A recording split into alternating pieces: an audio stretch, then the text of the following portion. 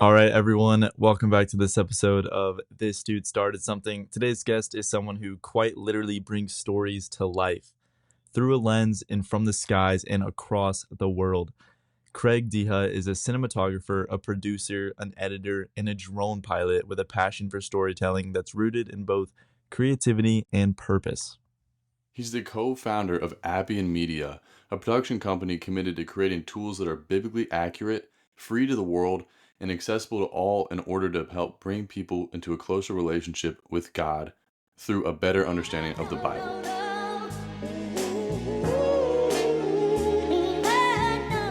How are we doing today, Craig? I'm doing great. How are you guys doing? Awesome. We're doing good. Great. I really like your hair, by the way. And I'm thinking about That getting a may be buzz the cut. first time anyone's ever said anything like that to me. I appreciate that very much. Yeah, no problem. Well, I'm actually interested in getting a buzz myself, and I wanted Yeah, to we were ask, talking like, about this. I wanted to get your opinion on it. Like, do you think it's a good move, or how do you Wow. feel about it? Well, I hate to break it to you. This is done for necessity. Okay. I just turned 40 a few months ago, and this is about all I can do, man. So, it's nice during the summertime. It's not the greatest thing in the wintertime, but you do what you can do as long as Yeah, you like wearing hats, man. Yeah. No, yeah, that's that's a good true. point. It does kind of make you into like a hat guy, but True. It I, kind I, of, I can get yeah. behind that. Yeah. Especially the places we travel, like when we go overseas. Oh, yeah. This is not going to be enough to protect you. So unless you want a sunbird on the top of your head, gotta be a hat guy. Oh, I didn't even think about the sunburns. I think that's actually what the hair is for, like to protect you from the Well, it sunburns. should be. It should be. But Yeah. Yeah. here we are. Yeah, and I know you wear a lot of headsets too while you're working. Like, have you ever dealt like It's true. do you deal with headset head at all? Yes, I'll be honest though, it is typically a group of predominantly men, and so we're far less concerned about our physical appearance when we're over there. You're shooting 12, 16-hour days, and you're hot and sweaty and trashed by the end of every day. So, Yeah. yeah, you look like you have to look when you're going through the dirt Yeah. and the desert and the caves. Um, you'll clean yourself up later. So. All Yeah, right. that's true. Well, we can go away from hair now. But could you tell our listeners a little bit more about Appian Media? And then we can kind of go Sure. through the process of like how often you actually like travel and what you do when you travel, how you get there, how much it costs, all that stuff. But Yeah. tell us a little bit about Appian Media. Sure. So Appian Media was born the end of 2015, and myself and our other co-founder, his name is Stuart Peck. He and I were talking. We're both, videographers by trade, creatives here in the Indianapolis area, and he was kind of bemoaning, as was I, the lack of quality biblical video, specifically shot over in the Bible lands that we could use in Bible classes. He was teaching a high school Bible class at the time and was like, "Look, I'm going on YouTube and I'm trying to find something that's well made, like it's going to keep the kids' attention. Yeah, it's pretty But much I all like need, Veggie Tales and stuff. yeah, and I mean no disrespect to Veggie Tales. I grew up with Veggie Tales, but I'm not going to get a true picture of what the land looks like Yeah. through animated vegetables. And we're not the first people to travel over there and make videos. Some of them are harder to watch than others. They're just not, especially for young people, not enough to keep their attention.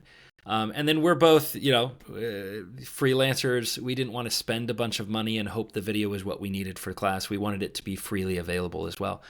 And so it was Stuart who was like, "Hey, man, what would it take for us to just take a group of us over there and make it ourselves? Instead of just sitting around and complaining about what isn't there, what should we do to actually solve the problem that we've identified?" And so we took our first trip to Israel in 2016. We actually got there through funding on Kickstarter.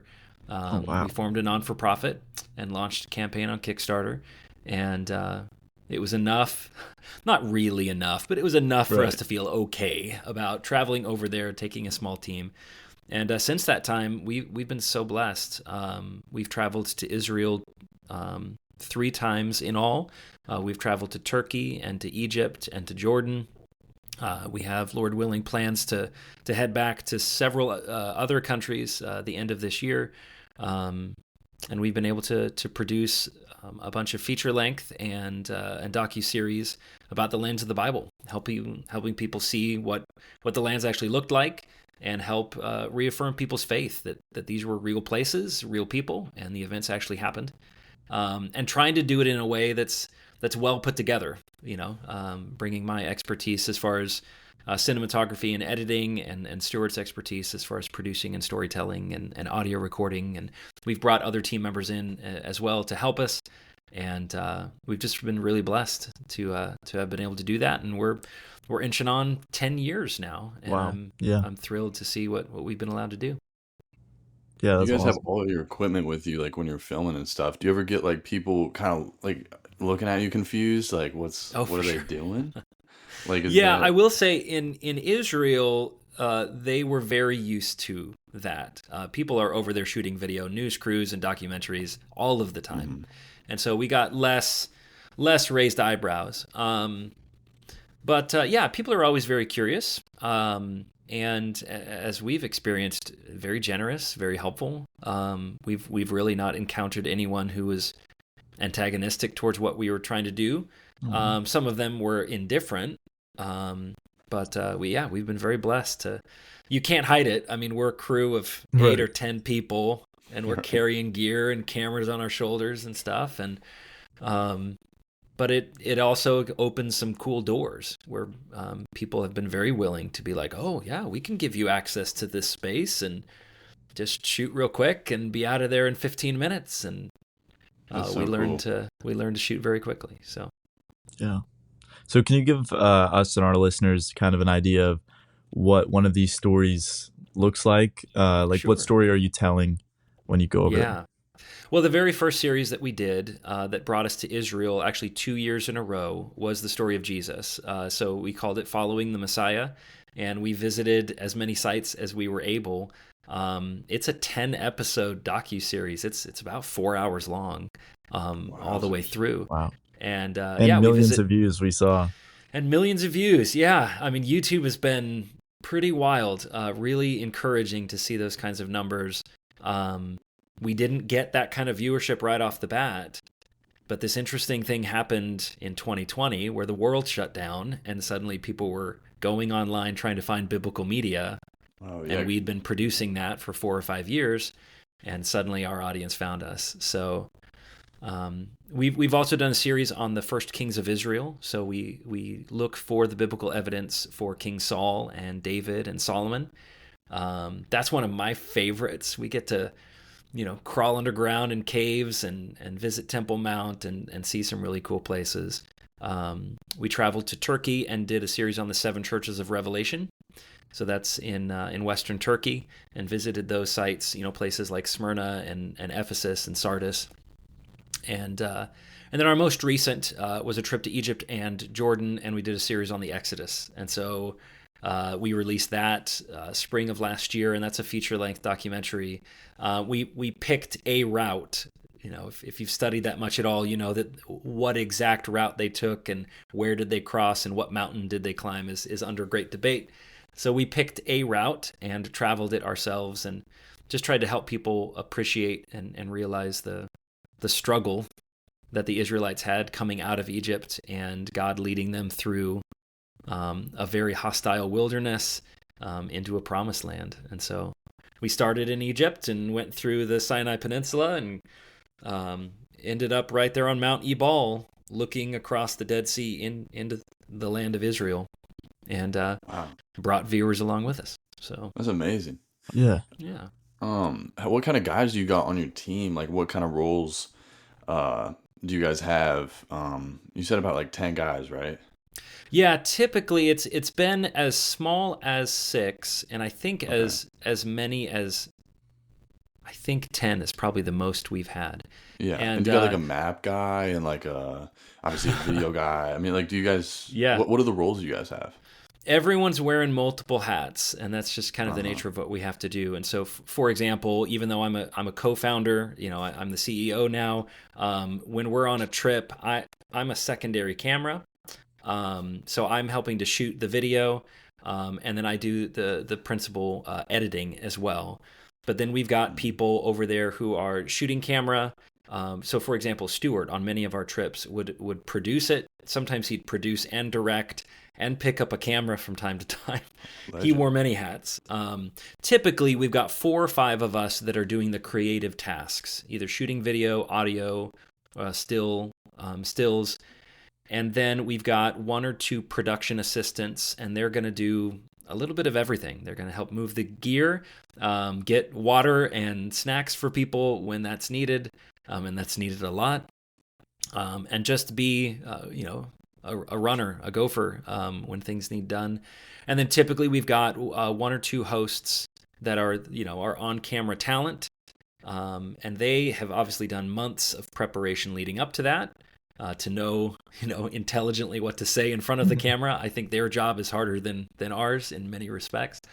And then oftentimes we will have, we did on our last trip, he's actually our story producer, and he's one that he did appear on camera a bit, but he also is responsible for quite a bit of the writing that we do.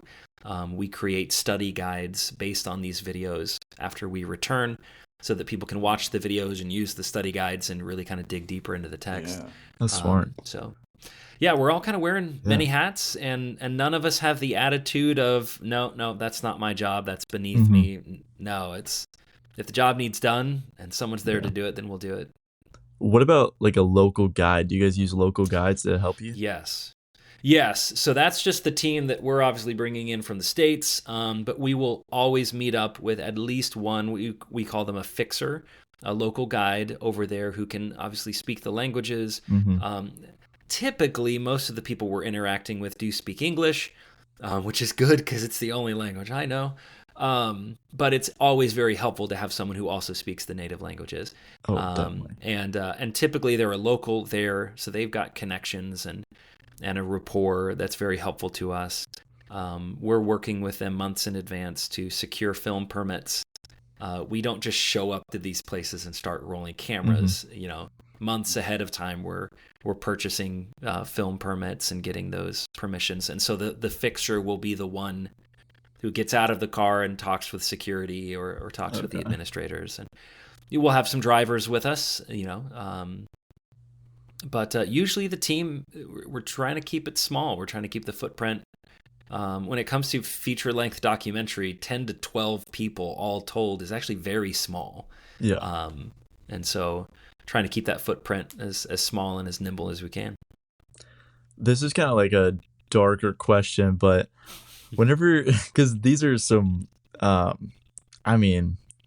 war-torn countries that you're going to, and drones can have a very bad connotation. Whenever you put that in the air, do locals ever get scared? Because a lot of people might not have seen it or definitely have like a bad reputation with drones. Yes. You have to be very careful. And so we get that drone footage in a variety of ways. Some of it we shoot ourselves. A lot of it, either those local fixers or a local drone operator will actually fly it for us. Okay. That alleviates a lot of red tape because they're local, they've got the licenses and all that. I have a drone license here in the US, but that doesn't mean anything in Israel. I have to get certification and stuff to go over there. And every country is different. When we were in Turkey, US citizens were not allowed to fly drones under any circumstance. It had to be a local. And so we just hired a local and they'll fly it. But again, they're getting the proper permissions. We're never going to a place and just taking a drone up and hoping no one catches us. Okay. They know we're up there. But it's about doing it quickly, because even with the permissions, someone could raise a fuss or not know that you should be up there, and the last thing in the world that we would want is the drone to get confiscated. So yeah, those are such helpful perspectives, especially these videos that are trying to help people understand what the land is like. Getting up above it and showing that is such a valuable perspective. And so, yeah, we sometimes we come back and we purchase footage that other people have shot, that got that access or got better angles than we did, and and we'll pay them for that. So a variety of ways of doing it. I feel like every company always has like setbacks, What are are there any particular setbacks you guys had like first starting? Was it kind of scary going in with like limited funding, and how was that like? Yeah. How much time do you have? It's one of those things where I think our ignorance of this space actually served us. Prior to going to Israel in 2016, the farthest out of our country I had ever been was Montreal, Canada. I had just gotten my passport like a year or so earlier. So I had no idea what it was like to travel internationally, and I certainly had no idea what it was like to shoot video overseas. And so there are things that you kind of learn, as you go. We learned the first trip into Israel that we did not have the expected paperwork to bring in the gear that we brought in, and they almost confiscated it for several days, which would have been devastating to our shooting schedule.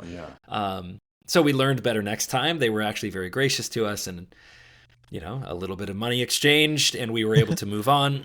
And the next year, we knew to have the proper paperwork. Funding is always a challenge. Ours is a unique business model because we give the product away for free. That's our distribution model.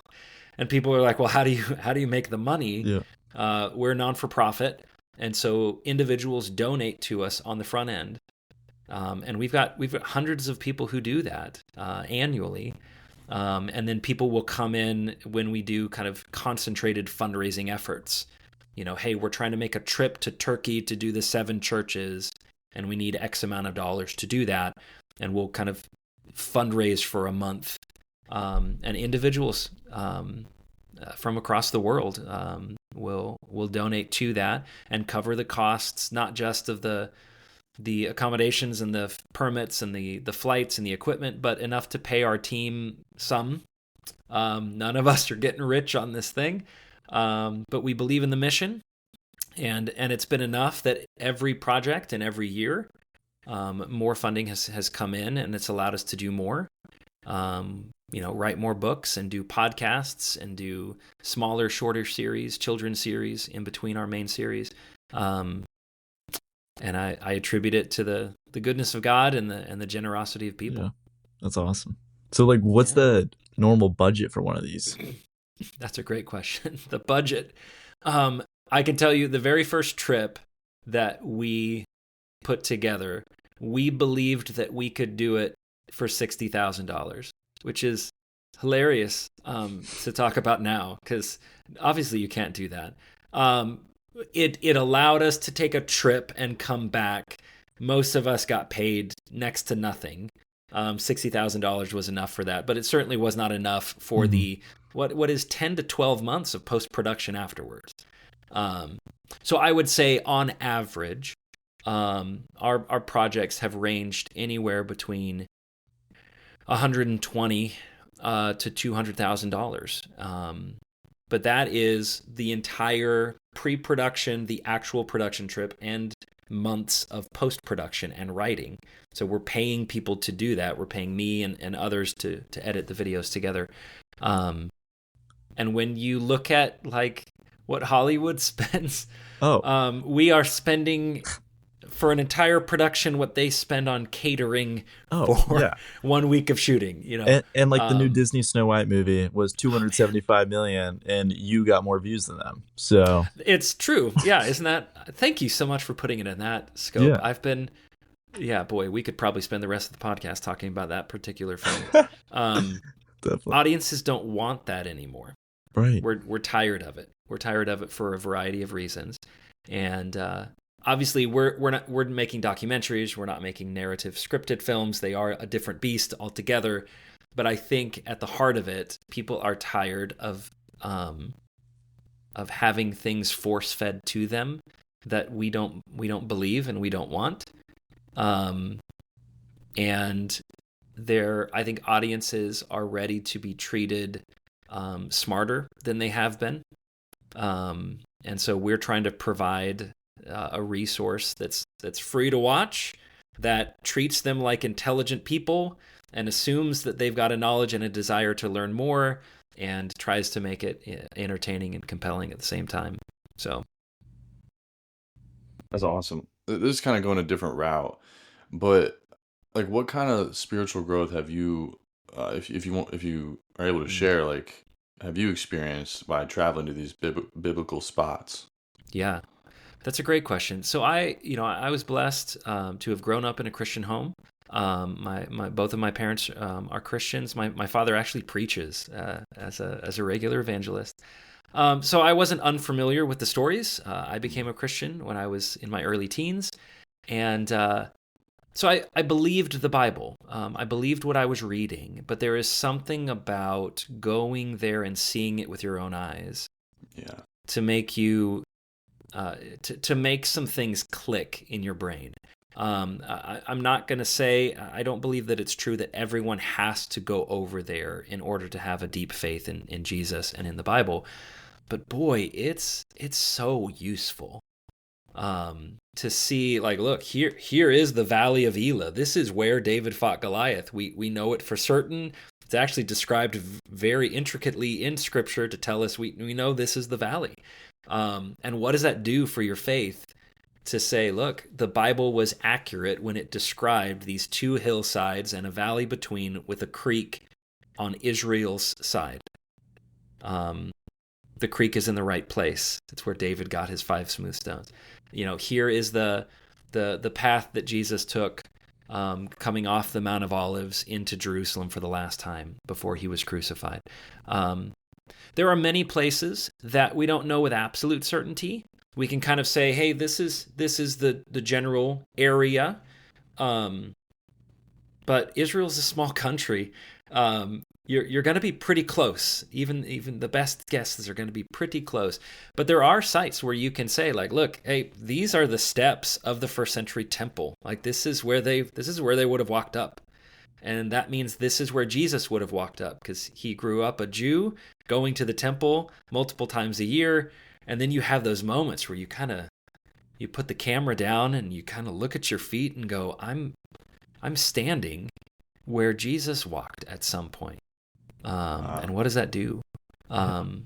It's helped me come home, to my wife and my kids. And, we've got young kids. We're teaching them the stories, some of these for the first time. And to say, let me tell you the story about David and Goliath. And here's video of it. Here's photos of it. So as they're learning the story, they're seeing it. And that creates such a rich understanding that it's been beneficial to me. It's been beneficial to my kids. And almost every day that we're over there, you kind of have these light bulb moments where you go, oh, like, this was the place. Oh, it's right over there is where Gideon took his men and they, whittled the people down to 300. Wow. I actually haven't seen that particular site yet. I'm a little sore about that, but I was close. And it's just something that, I've been over there 3 times specifically to Israel, and I haven't seen, a fraction of it. There's so many other places I would like to see, and yeah. There's lots more to do. Yeah, and it's cool that, like, you guys are bringing a visual aspect to it, because, like, yeah, like, growing up, like, it was just all words, and a lot of people don't learn like that. They need to see something, Yeah.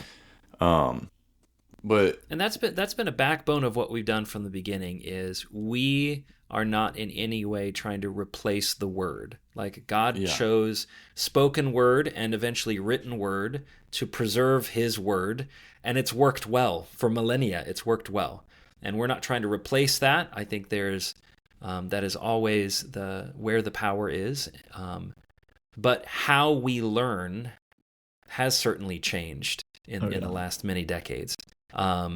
More and more people really have become visual learners. They will retain it more when they read it and see it, or read it and experience it. And technology is something that we're trying to stay on the forefront of. There's a lot more ways that we can experience it now.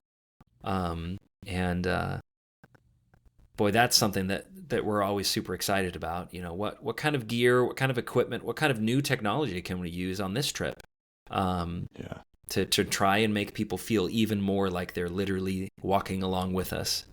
360 cameras and different types of technology to help us do that. So Yeah.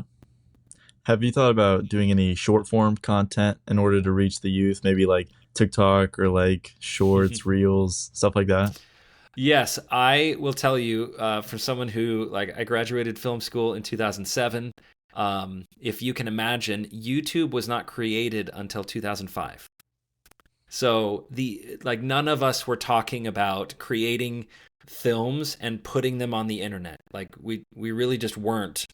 And we certainly weren't talking about turning it sideways and watching vertical stuff. And so I've been slow to the vertical train for sure, and have kind of begrudged that. I have, truth be told, this might alienate half our audience, I'm not sure, but I've never opened TikTok. Oh, wow. However, I do have Instagram, I do have Facebook, I do use YouTube, and I watch vertical content on there. It all kind of looks and feels like TikTok now anyway. And Appian Media did. We slowly got into that, but especially over the last probably 18 to 24 months, have gone back and started recutting some of our older content. Obviously, it was shot horizontal. Yeah. There are things that you can do to make it more appealing vertically, and we've seen some really good traction on that. We aren't creating the content that you can tell was specifically designed for it. There's no dancing on our, like, we're not making those types of TikToks that are following the craze of the 7-day cycle there. That'd be kind of fun to do some like dance trends with the locals there. It would be. So I will tell you, the last trip that we took was about 2 years ago. This is the longest period of time that we have spent between trips, and I'm getting a little antsy. But when we go over there, Lord willing, right now. This fall, well, a little bit, not impossible. But I'm already kind of coming at it from like, what kind of vertical content are we going to shoot while we're over there? And I've never thought that way. Yeah. So you can teach an old dog new tricks, and I'm learning some new tricks, and we hope that it will be beneficial. So. Yeah. You can probably just snag like a digital marketing intern from like Baylor or something, have them cut up all the content. Right. Oh, I'm absolutely planning on tapping one of our production assistants or others and say, like, you guys know how to do this, take your phone out and do it. I can do it. I know how to do it. Like I shoot vertical video for clients at times. But I just don't want to. Yeah, that's fair. Yeah. What are some of the coolest spots? I mean, it's probably hard to pick, but do you have any like crazy stories from some of the cool spots that you've been to? Yeah. That's almost like asking me to like pick my favorite child. Yeah. Yeah, I get that. Every trip, there's at least 2 or 3 moments where we all kind of collectively go, like, this is a bucket list. This is a core memory thing that's happening right now. I will say, our third trip to Israel, when David is running from King Saul, for years he's running for his life and Saul's chasing after him, and David finds refuge in a place called the Cave of Adullam. And like we know where that cave is, and it's pretty off the beaten path. It's not a place that tourists will go. It takes a while to get there on these dirt roads that we took a Jeep up into. And then we go down into this cave system. And we could have spent all day down there. It just kind of keeps going on. And it was one of those where, like, there were 2 members of our team that knew of its location. Our fixer knew of its location, but none of them had ever been inside. So you can see it when you watch the video. Like, what you are seeing and hearing from our hosts is genuine surprise and excitement as we crawl through a space, and then you open into this space, and it's as big as a cathedral, all in pitch darkness, but you can see remnants of stuff in there, a millstone and others, like people lived in there.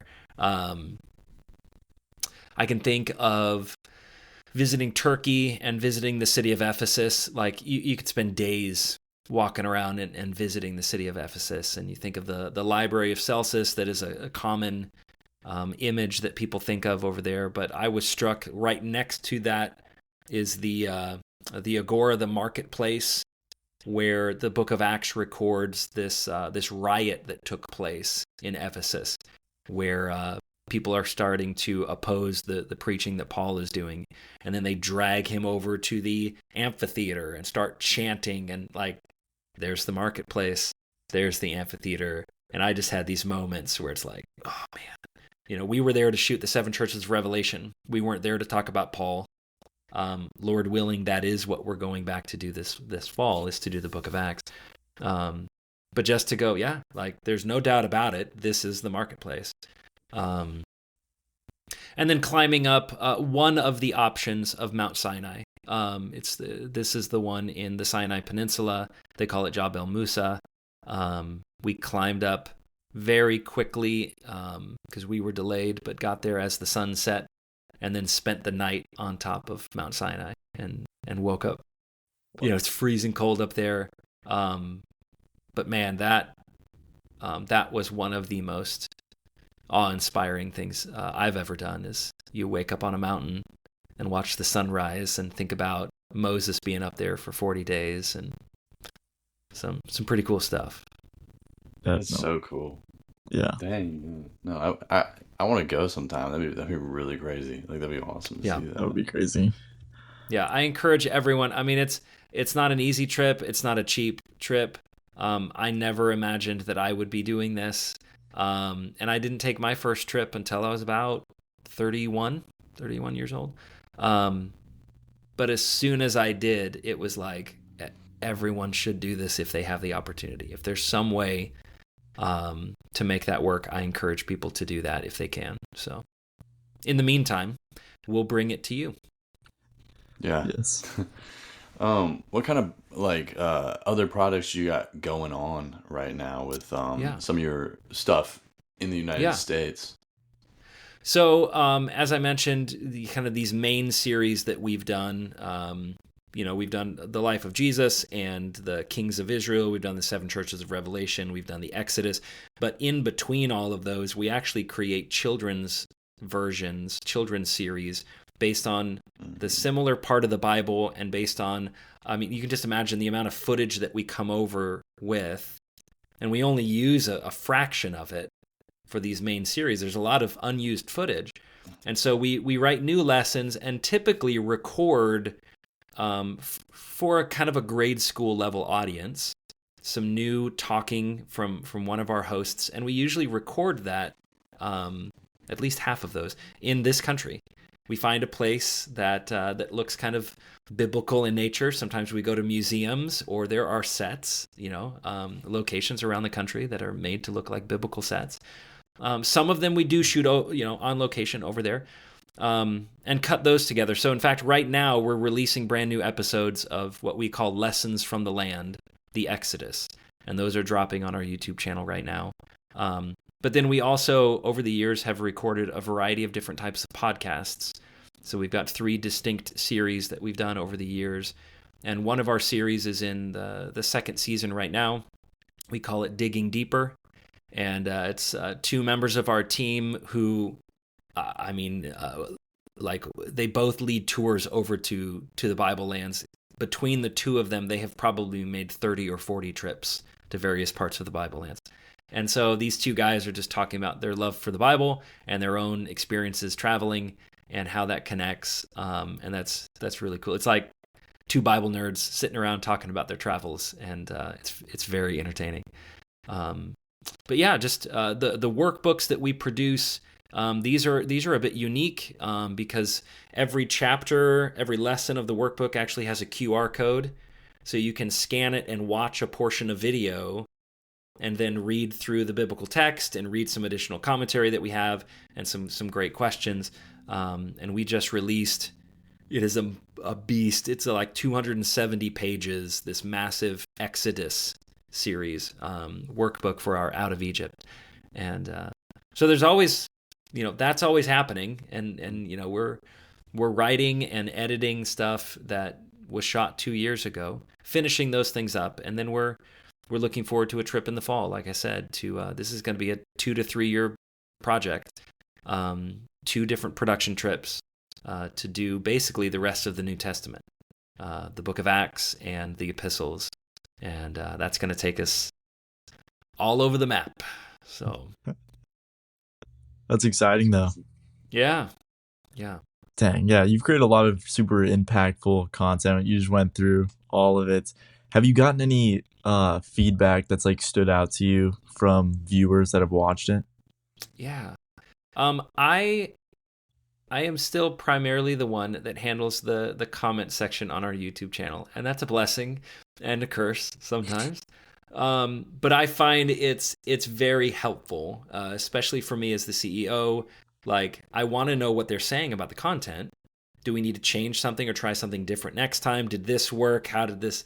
And so some of the comments that I love the best are comments that say, I watched what you all did and I went right back to the word and read it again with new eyes.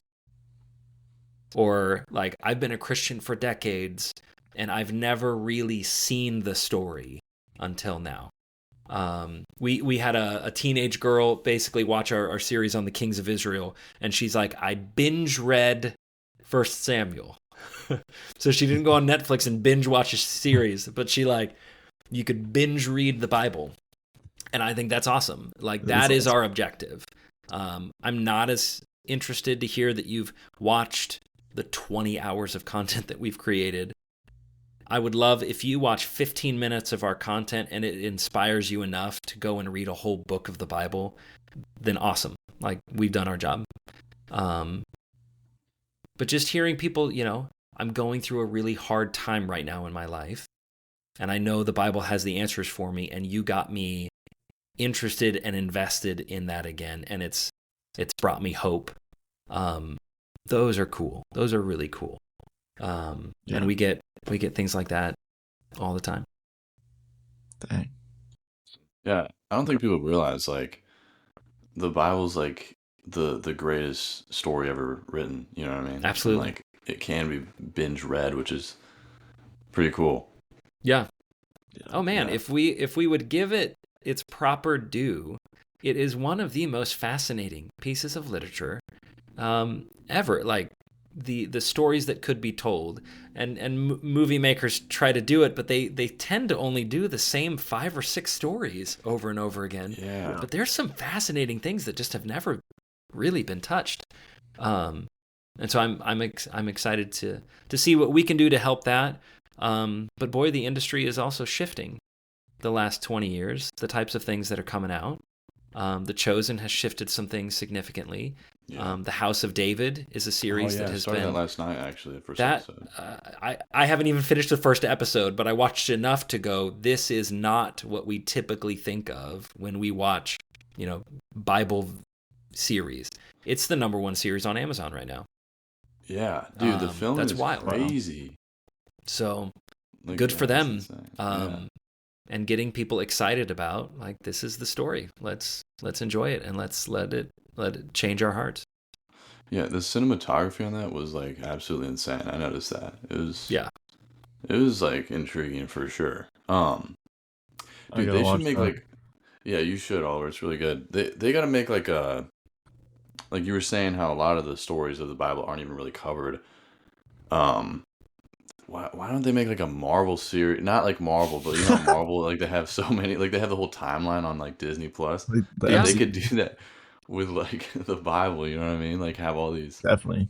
I think the term they've coined, right, is the cinematic universe, right? Where all these stories kind of Marvel cinematic. They merge together into something that's beautiful and amazing. And whoa, see how that fits? Like, that is the Bible. Yeah. You've got themes in Genesis that don't see their full story come to completion until Revelation. You've got garden themes in Genesis, and at the end of that's brilliant cinematic tie-ins. Yeah. So the greatest storytellers are the ones who, sometimes on purpose, usually by accident, have ended up copying the biblical story in some way. Yeah, that's true. No, but it would be so good, like, because there's so many ties, like you were saying. Like, people would love it. You know what I mean? Yeah. If done right, if done with the proper respect for the source material, that's something that, I mean, we did just talk about Snow White. Like, Hollywood's not particularly good at that, No. having Yeah. respect for the source material. They go, oh, this is a neat IP, but we could make it better. No, I mean, it's popular because of what it is. Respect that. And so we've seen people try it throughout the years. There's been a variety of movies made that certainly bear biblical names but have very little similarities to the actual biblical story. We're looking at you, Noah, and, what is it called? Gods and... I don't know what it is. Gods of Egypt or something. Christian Bale played Moses. Did you all see that one? I don't think so. That's You right. don't. Just read the Bible, the book of Exodus. It's amazing. Do that. So, and that's something we're trying very careful to do with what we produce. Biblically accurate is one of the cornerstones of our mission, is to the best of our abilities as failed, flawed, non-inspired people, we're trying to present to you the biblical text as it states it. And so it doesn't need any improvements. It doesn't need any modernization. And we want to make sure that it's historically and geographically and especially biblically accurate. So Yeah. I appreciate it when people write on our videos, because sometimes they have pointed out mistakes, slip of the tongue or something that we just didn't quite get right. And I'll go back and re-edit it because it's that important to us. So Yeah. And there's also a lot of interpretation in there that we have to deal with as well, and I'm sure you guys That's have true. to deal with. yeah, there have been times, we'll say, there are a couple of different ways to understand this passage. The death of King Saul is one of those. In the biblical text, it's told in two different ways. It's not a contradiction. The chronicler of the first way recounts the story, but then we get an enemy soldier basically recounting his version of events, and they don't quite line up. And so, which was the more accurate story, and why would this second person maybe change a detail or two? We talk about that. We kind of present both, and then we say, one of our hosts says, I'm more inclined to accept this version and believe that, this person, as they recounted it to David, was not being truthful. So we don't try to hide it or sweep that under the rug. We talk about sometimes, hey, we just don't know. Right. But we're certainly not. We do not want to be ones that confidently assert things that we cannot back up with Scripture. Yeah. Well, I think it makes it more accurate too that there was two accounts of it. You know what I mean? Because Oh yeah. you know what I mean? And apologetics. Yeah. Yeah. All right. Yeah, and again, I don't view it as a contradiction. Ooh, God made a mistake there. No, there's an explanation to the difference there that can be explained without God making a mistake. But you read the gospel accounts. There are 4 different accounts. There's not an instance where they contradict each other, but some of them emphasize things that the others don't even mention. And why are they taking that approach is a very worthwhile study.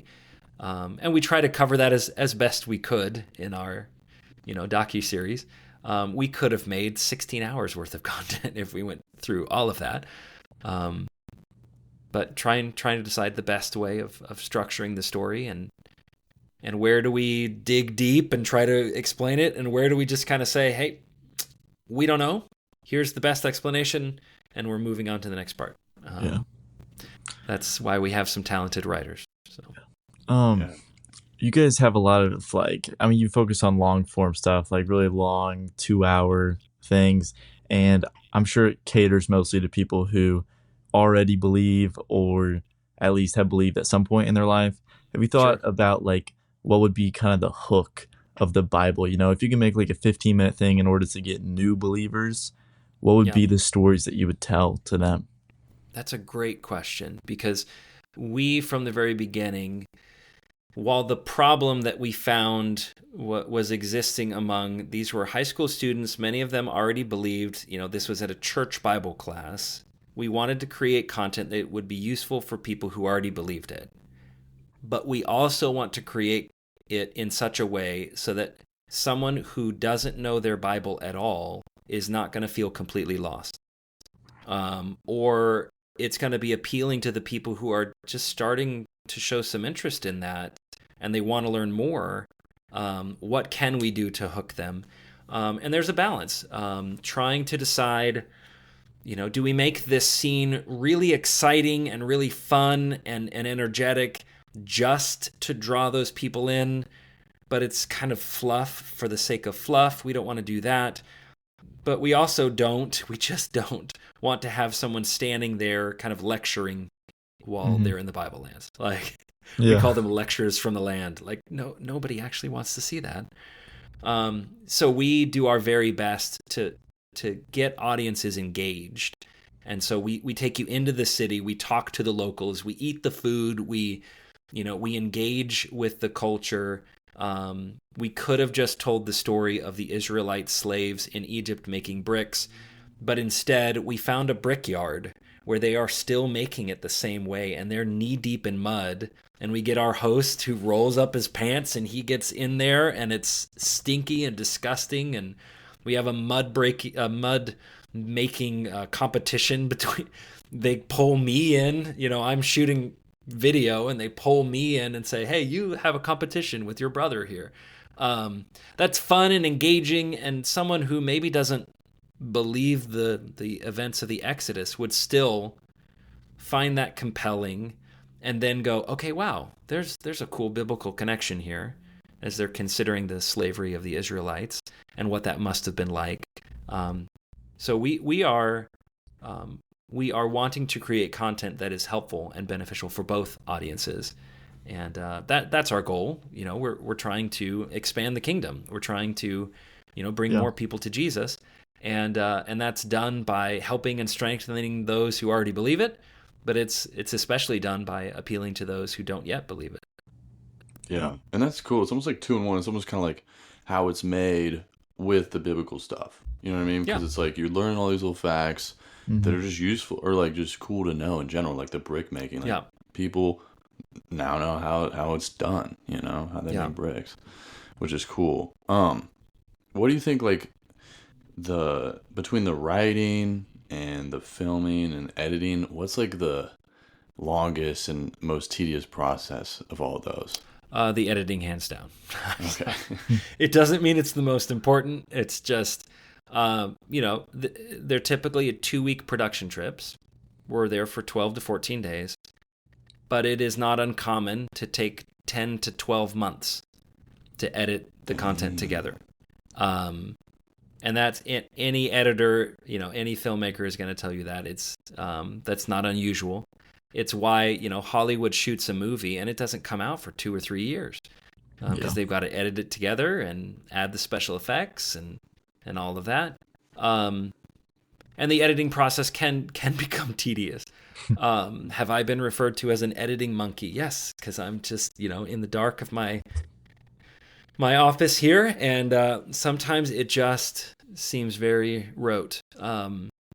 But I've done it now enough and involved others in the process. I've got people who help with the coloring and map work, and sometimes we do 3D animations and stuff that, there's enough touch points with other human beings that I'm reminded, it's a project worth doing, and the end result will be good and appreciated. But it's a slog sometimes. You get to a point, and every editor will tell you right about the point where you hate this thing and just don't want anything more to do with it ever again. That usually indicates that you're actually very close to finishing. So just push through it, and then you're gonna love it. So. And you probably never even watch him again after editing them. You've seen them 1,000 times. No, I still watch them a lot. Really? Because we'll do fun premieres and screenings. Oh, yeah. We make them available for free online, but we will commonly find half a dozen or more cities and travel to different parts of the world and different parts of the country and show the videos. My kids have probably watched it more than they would like to. But for me, I've watched it a lot in solitude. Right. It's always very encouraging to actually watch it with other people and hear and watch their faces and see, okay, they are really hooked right now. or okay, they laughed at the parts that they were supposed to laugh, or oh, they're getting emotional at the parts that they're supposed to get emotional. It's been a few years, honestly, since I've seen Following the Messiah, which was our first series. It probably wouldn't be bad for me to go back and watch that again. Yeah, that's cool. How do you keep good posture when you're in the office? Like, do you ever struggle with that? I feel like a lot of editors struggle with back pain. I mean, you're probably noticing that I don't have great posture. Oh no, I'm just dealing with it right now. I have terrible posture. It's bad too. My wife will tell you, yeah, Craig is not the one that you should be asking. You get the right kind of chair, eventually. For the first several years, I just had a terrible chair that there was no way of sitting up straight. Yeah. You ever thought about getting I used to work in an office where I had one of those bubble chairs that kind of forced you. There was no back on it. And I just I don't like this. would come home and just want to lie flat on the ground. Yeah. But I've, anyone who works at a computer and the vast majority of my work is not flying around the world and shooting video. The vast majority of my work is sitting at a computer and editing video. You got to get up and stretch and do some other things from time to time. I'm thankful to work at home, so I can go downstairs and interact with my family and make some new coffee and just stretch it out a little bit. Yeah. It's the best piece of advice. That is nice. Yeah, that's the benefit of working at home. It's like you feel a little bit more comfortable just like get up and do something, like take a break. Yeah. Yeah. No, that's cool. I kind of want to ask, and if you need to go soon, we can wrap it up whenever. But I think the drone stuff is really cool. So like when you're flying in the United States and stuff, like with the drones, like first of all, how long does it take to get you had to get a license for it? Like, does that take a while? Correct. Yeah.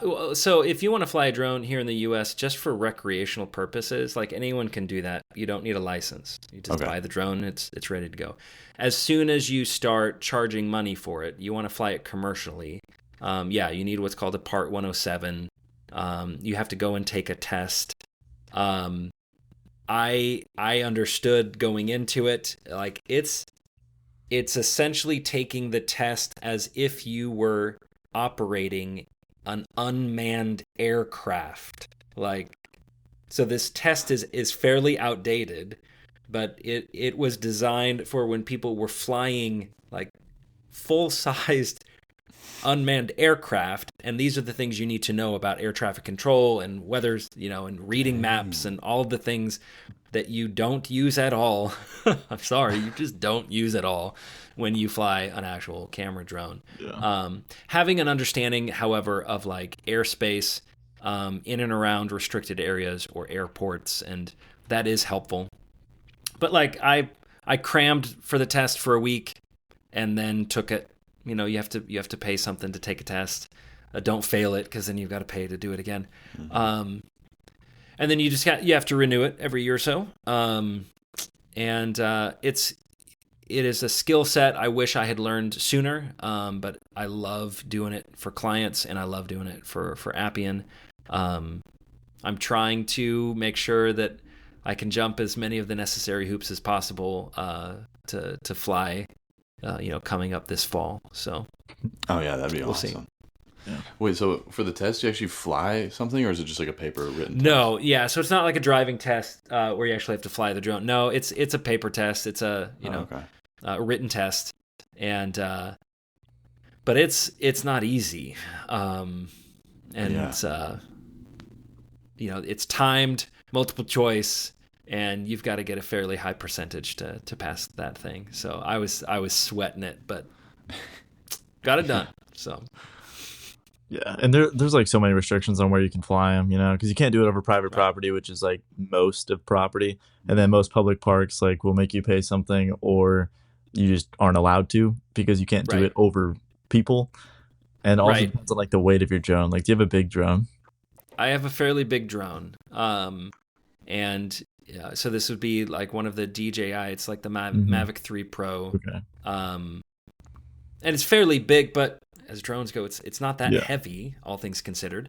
But yeah, you've got to get permission from the property owners. You've got to get, and so I'm flying it for clients. I'm flying it for businesses that obviously understand I'm going to be up there, and they've cleared it. I've got insurance on the drone and production insurance and all of that, and have not killed anyone yet. So I'm hoping to maintain that particular record. Yeah. Well, that's cool. I mean, I kind of want to fly one. There was some kid flying his drone at the park, and I'm wondering if he got arrested or not, because I feel like he's not allowed to do that. Typical like city park, it actually would not be a problem as long as you're not like getting super close to people. Like for example, here in Indiana, we had a tornado come through the city that I live in about a week ago. It was like a quarter mile from our house. Did some damage, just a little bit, to our house. But like the next day, I took my drone up to assess the damage of my house, and then flew it through the neighborhood just to kind of see and to realize that we were incredibly blessed and dodged the most of it. Other people got hit significantly harder. But there's a variety of really practical purposes, practical uses of a drone. Definitely. That it's a skill set that anyone interested in video production, or even just recreational flyers, they're just interested in. It's a perspective we don't normally get to see the world from, and so it's fascinating to us. Yeah, dang. Wait, that sucks about the tornado. We'll be praying for your city and stuff. There was a bunch of tornadoes, I think, in Arkansas like last weekend as well. Yeah, I think Missouri got some. It touched down a couple of different places here in central Indiana. As far as I am aware, no one was killed in that. I think there was a single injury here in Brownsburg.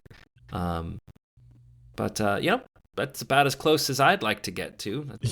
I'm good. I'm good. Yeah, for sure. Oliver, you got anything else, or you want to wrap it up? We can wrap it up with, where do you see Appian Media in 10 years?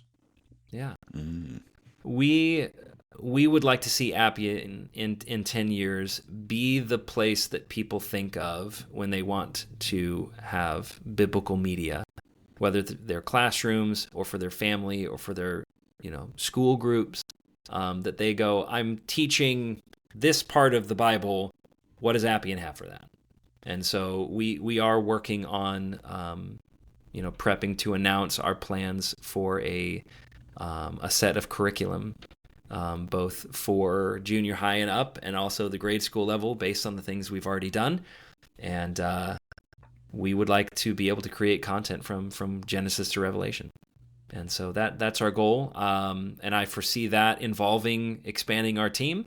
The vast majority of the team are contract workers. They have other jobs, and we bring them in as needed to do the tasks.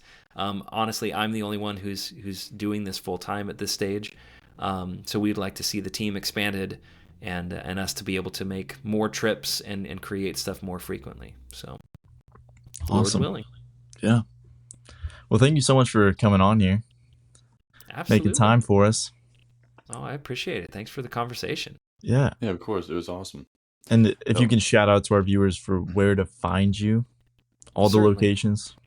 Yeah. So the most direct way is appianmedia.org is our website. All of the content that we've created, you can find there online. You can also visit our YouTube channel. That's where the vast majority of people come and find us. And that's going to have all of our videos and our podcasts and quite a bit of behind the scenes as well. We love to kind of pull back the curtain and share with people while we're overseas what it takes to make these things possible. But on our podcasts, really just look up Appian Media on Spotify, on Apple Podcasts, and all those places, and you'll find the 3 different podcasts that we produce. And that's probably the best places you can come and find us. If you use the contact form on the website, it'll actually come to me and another member of our team. So I love it when people reach out to us and ask us questions or offer suggestions on what they'd love to see us produce next. And I encourage people to do that. Awesome. Let's go, dude. That was Craig Dehut, everybody.